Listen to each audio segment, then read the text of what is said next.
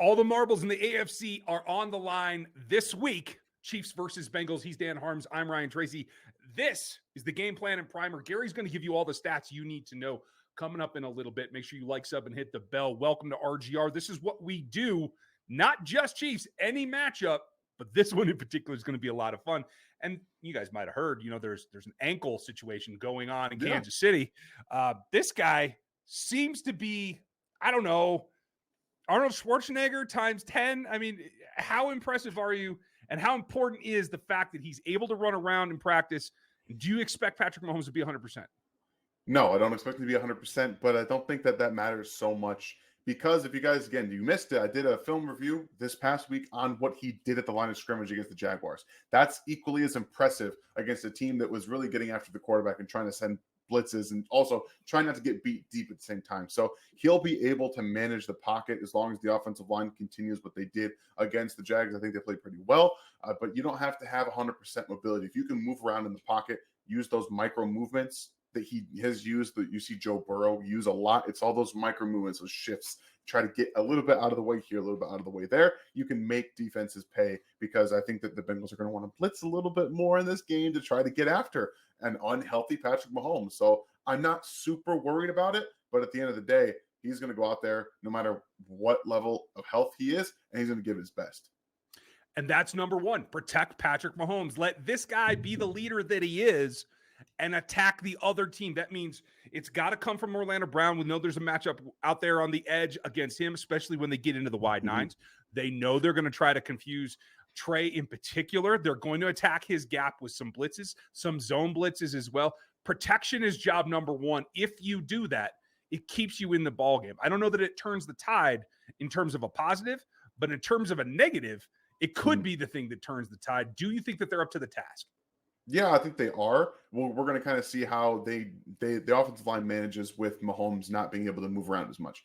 You might see less confusion from them up front because a lot of times when a quarterback's moved around the pocket and getting out, they can have a tendency to call some holding penalties. I don't think that's going to be a huge issue in this game considering it's the playoffs. Mahomes, I don't know if he's going to be getting out as much, but I tell you what, on the first drive of the game, if Mahomes comes out and runs for a first down with man coverage behind him, it changes the dynamic of what the defense can do and what they can expect. Because I don't think you're going to see anything this week for leading up to it on a film or on a piece of clip that's going to show you that he can run. If he runs for a first down, that's a game-changing kind of thing. Side note, I hope they don't. I hope that he plays possum a little bit and tries to get him into man blitzes. That's what I'm looking for. I'm going to give you a bonus episode tomorrow, not even an episode, just a short tomorrow of really what I want to see happen, not what we think will happen, because sometimes I get a little ahead of myself. But getting ahead of myself, number two, where do we go next? What has to happen to win this ballgame? So, sorry, I muted my mic for a second. I had to cough. So I really think that what has to happen is Chris Jones needs to be able to be an impact on this football game. He's not touched Joe Burrow at all. I mean, he's gotten close a couple of times. He has not had a sack in the postseason. He hasn't been able to do much. He acknowledged as much in this press conference that he just had in front of the media. And he did kind of talk a little bit about Burrow head being a possibility. Everyone's going to meet a Burrow head. It's fun. They had some fun with it. So they're seeing stuff. The Bengals are seeing some things that are being talked about. But Chris Jones, pass rush, all conclusive because he's going to get doubled in this game by a offensive line is down 3 starters. They're down 3 starters. There's no ifs, ands, or buts. He's the best pass rusher that offensive line will have faced since those injuries have occurred. He's got to take advantage of it. Yeah, and with that offensive line, you have to create that matchup to get Chris one-on-one, and what does that mean? It means the linebackers. They have to come out and play. And so for me, for number 3, I mean, does it really matter what I think is number 3? Because if I was going to ask the question, what impresses you about that offense, particularly with these replacements? And Willie's got an answer for you. You played him a few times. Nothing. Okay. What do you got to do personally, you think, to go out there and have your best game and help get us into the Super Bowl? Stop the run for sure. They're going to try to do that to, act like they can big boy us. But front 6, 7, going to definitely do our job and try to slow that down. So. Thank you. Appreciate it. That's the big difference. It's not only playing well so that you can get Chris singled up, it's you got to take away the run. They didn't see Mixon last time. This is going to be a slight difference, although P. Ryan kind of ran really well. I think that was the highlight of his season, to tell you the truth, against the Chiefs. But knowing that Chris is making little remarks, Willie is certainly dialed up for this ball game. What does that tell you about the linebackers and what they're going to contribute? So the linebackers have to have their best day of the season. Last game against the Bengals, they were a sieve. They were able to be attacked in the middle of the field. They didn't tackle very well. I think the Chiefs had 14 missed tackles in that game against the Bengals. Their second highest of the season. They've had a game with 16. That's not very good. And if you guys know anything, we all remember Justin Reed was talking about some stuff leading up to this football game. Ever since, he's been quiet. One missed tackle that entire time. They've been on a mission. The linebackers get downhill, recognize a half second faster, let that pass rush get to work because you're in the right spots defensively in your pass coverage. I completely agree with you. When you are there, get it done. You also have to take a step forward, too. Mm-hmm. There's a couple of guys that are going to play in this game, Joe Tooney being one of them, that didn't get to play last time. That is an automatic upgrade. Yeah. And I do think that helps the offense stabilize itself, especially with Patrick. It is about stabilizing. I do think that if this team scores 30, they get the job done. That's the key for me. But what's factor? One of them has to be, I know you guys are going to be shocked by this, this guy is new to this roster since this particular team too. They didn't get to see Kadarius Toney the last time the Bengals played the Chiefs. So this, I think, upgrades their capability. Can it be a decoy? Can it be a field stretcher? We've seen him make plays on the sidelines. I like the all-around game, but what do you want to see from him in particular in the passing game in general? I'd like to see them use him as a decoy a little bit because we know that when he's on the field, the ball's going his way. The Bengals know that too. Like he's one of the highest targeted players in terms of his route participation in the NFL. And since he's been with Kansas City, that is something you can exploit a little bit. We've seen them get the ball to him in screens and some short yardage situations. Use that to your advantage. Give a little pump fake. Make some guys go to him immediately and open up some windows behind. I think that the Chiefs have to take advantage of that. But also, lateral quickness. The dude can be on jet sweeps. We don't know if McCall Harmon's going to play at this point, but you get those guys both on the field at the same time, you can cause some havoc on the outsides and near the sidelines of the field and get a little bit of added stress onto the defense. And that's what you're really trying to do with Kadarius Toney. Absolutely. And those are 4 keys. We're going to give you a bonus too, because I think that directly feeds into, especially if you can get them out of what they want to do, stacking the box. Mm-hmm. You can get them spread out with him, with Sky. We'll see about McCole. I do think that he plays. Don't know what the role is going to be, but I think all those guys can force things between, say, the numbers and the hashes. If you can get some attention in there, it opens up between the hashes for this guy. And I think while I was slow to come around on him early, he has obviously grown into the role. He still has a long way to go, but Isaiah Pacheco is a guy that can make the difference. If he can learn to understand where those options are, like he did when he bounced that big play last week, this is something that can make the X factor wear down that defense as well, who's been playing just at the same level the Chiefs have. If you look at EPA since week 10, they are right there neck and neck. I know I'm always the run game guy, but tell folks that I'm not crazy. You're not crazy. And especially with Mahomes' ankle, you're trying not to overly stress that. And we did see last week when the Chiefs needed it. They needed a run game. And the 30-yard run helped, but they were still moving the ball. Isaiah Pacheco was efficient. He wasn't getting all of the big chunk plays. This team doesn't need a 30-40 yard run every single time. What I want to see is 5, 6, 7 yards. If you can take it for 5, 6, 7 yards every time you touch the football, that makes Mahomes' job so much easier because you're giving him options. Second and short, you can throw the football into those situations. Even on 1st and 10, if you're running in on 2nd and short, we're talking about a whole different game plan. Churn out first downs, make this game shorter, get those long drives, and that can work out for Patrick Mahomes just as much as people want to use it against him with the same type of process. I think this team's hungry. We're going to give you a couple little bonus shorts here later. Don't miss it on Saturday. And we will be live post-game from wherever location wherever it is we are. Because we'll be on the road getting ready for the Senior Bowl. So make sure that you watch out for that. Now, sub, hit the bell right now. If you're not one of us, become one of us at Rogue Nation. Gary's going to set you up with all the details that you need to know about what plays into winning and losing this ball game. All right, stat primer time. This is the AFC Championship game between the Chiefs and the Bengals, also known as the Arrowhead Invitational. This is the 5th straight year the Chiefs are hosting the AFC Championship game.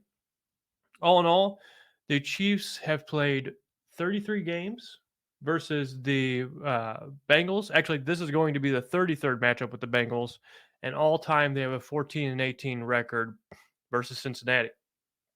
This is the second time these two teams will face off in the playoffs, with the first time being last year's AFC Championship game, a game where the Chiefs offensively kept up with the Bengals. Patrick Mahomes outperformed Joe Burrow a little bit, but the Chiefs had two costly turnovers in that game and lost the turnover battle and ultimately lost the game. These two teams have also played each other this year. So earlier in the season, the Bengals defeated the Chiefs by a score of 27-24. It must have felt like deja vu for the Chiefs because once again, they lost the turnover battle by one. And in this game, Joe Burrow actually outperformed Mahomes. This game was in Cincinnati. It was close once again. Both teams ran the ball very well, and the Bengals owned the time of possession. So this was the third straight victory the Bengals had over the Chiefs. And anyone who's talking about, the Bengals own the Chiefs for winning 3 games in a row, I actually think the opposite of that. I think how hard would it be to beat this Chiefs team 4 times in a row? Doing that would be pretty incredible. And so we should have a good game on our hands this Sunday. In terms of the two teams comparatively, starting with the offensive side of the ball, the Chiefs have been much better than the Bengals across the board offensively. But the Bengals are no slouch on the offensive side of the ball. The Chiefs are first in points per game. The Bengals are 7th. One area where the Bengals really struggled offensively this year is running the ball. The Chiefs are 8th, averaging 4.7 rushing yards per play, while the Bengals are 29th in the NFL, averaging 3.8 rushing yards per play. Passing the ball, the Bengals had the 8th best passing offense, while the Chiefs had the number 1 passing unit in the NFL. In terms of conversions, both of these teams are very good at converting on third down and getting touchdowns in the red zone. Both teams are top 5 in those areas. And then in terms of taking care of the quarterback, this is another area where these two teams are separated. The Chiefs are 2nd in the NFL, only allowing a sack on 3.8% of their dropbacks, while the Bengals are 17th. They have not done a great job taking care of Burrow, and their offensive line is injured, so you might see a drop-off on this number too. But they've given up a sack on 6.7% of their dropbacks. Defensively, overall, these two groups kind of go back and forth defensively. So I know a lot of people have knocks on the Chiefs defense this year, but they started playing better down the stretch. And the Bengals defense statistically is not that great. They are good at limiting teams to points, and they were good at doing it all throughout the year, ranked 5th in the NFL, only giving up 20.1 points per game, while the Chiefs were 16th, giving up 21.7 points per game. But in terms of yards per play, passing yards per play, passer rating allowed, the Chiefs defense actually outperformed the Bengals in terms of sacks, pressure percentage, third down percentage. The Chiefs led the Bengals in all these criteria as well. I've said all year long that the Chiefs, there's some sort of disconnect with their defense where their numbers look really good, but then they just give up more points than they should. And that's because the red zone defense the Chiefs have put forward so far this year.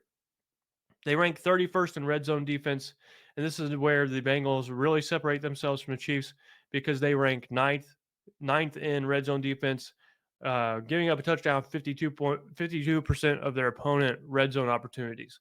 In terms of sacks, the Chiefs are 2nd in the NFL with 55 sacks, while the Bengals are 29th in the NFL with 30 sacks throughout the whole 2022 season. So something is off kilter a little bit with the Bengals offense, or sorry, the Bengals defense. They haven't got a lot of sacks. They've given up more yards per play than the Chiefs, but they've given up the 5th most points per game. So it must be because of the red zone defense. And then they did a fairly good job forcing turnovers. They were 9th in the NFL, forcing a turnover on 13.1% of their opponent's drives. That sack total is good news for the Chiefs. They haven't done a great job getting after the quarterback. And with Mahomes having a little bit of a banged up ankle, hopefully the Chiefs offensive line can pass protect against the Bengals pass rush. What to watch for in this game? Areas where Cincinnati has an advantage. So their offense overall versus the Chiefs defense.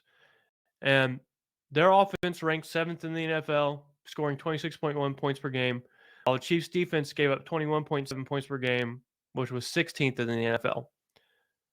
Another advantage for the Bengals is that Cincinnati's red zone offense was ranked 9th, while the Chiefs' red zone defense was ranked 31st.